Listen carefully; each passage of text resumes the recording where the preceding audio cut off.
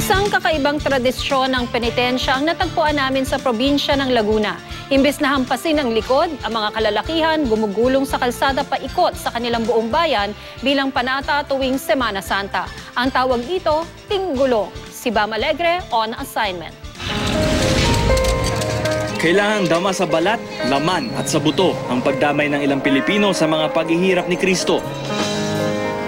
Sa aking pananaliksik tungkol sa penitensya, nakita ko ang larawan ng mga batang nagpapagulong-gulong sa kalsada, suot ang sayang gawa sa dahon ng saging. Ang tawag dito, tinggulong. Napag-ugnayan tayo sa mga photographer na kumuha ng mga larawang ito. At ayon sa kanila, sa Laguna raw isinasagawa ang penitensyang ito na kung tawagin, tinggulong. Sa Laguna, natuntun namin ang Barangay San Juan sa Bayan ng Kalayaan. Dito nakilala namin si Armando na dati raw nagtitinggulong. Isang ritual ng pagbibinata mula sa pagtitinggulong, maaari nang magpenitensya ang mga binata. Nung bata pa ako, mapayat nga ako, parang lulugulugoy.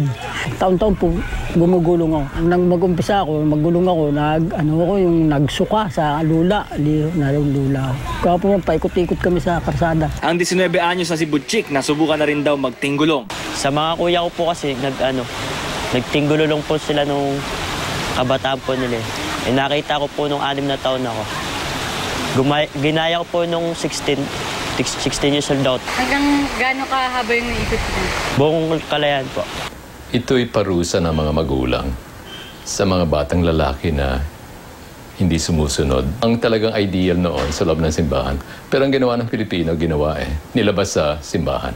Sa paglipas ng panahon ng tradisyong ito, tila nalimutan na ng mga kabataan. Pero sa pagkakataong ito, nahamon ng mga kaibigan ni Butchik na subukan ang lakas ng kanilang katawan, pati na rin ang kanilang pananampalataya.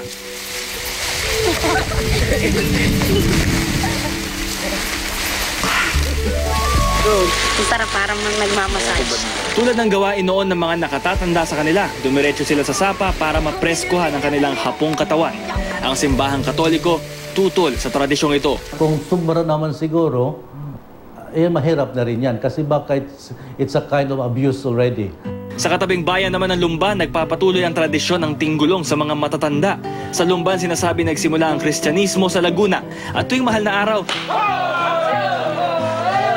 hila-hila kung tawagin nila ang tradisyon. At para sa mga lalaking ito, minsan nakakasagasa kami ng pako, bubog, talagang nagsusugat po likod. Hindi po namang alam mo kami nagpanatay, parang kami na po ang pinakamagaling. Hindi po. Basta mabuwas-buwasan po lang aming kung makasalanan. Malalim ang pananampalataya ng mga taga-Lumban dahil sa kanila ring ipinapakita. Siguro kung tukunin nating hila-hila, yung ating pananampalataya ay talaga tayong inaakay at humihila sa atin para tayo ay makabalik sa paglilingkod sa ating Panginoong Diyos. Iba man ang pananaw ng simbahan at may pagkakaiba man sa mga tradisyon, isang tinggulong sa mga matibay na patunay na kadikitan ng ating kultura, ang pananampalataya. Ako si Bam Alegre at ito ang aking assignment.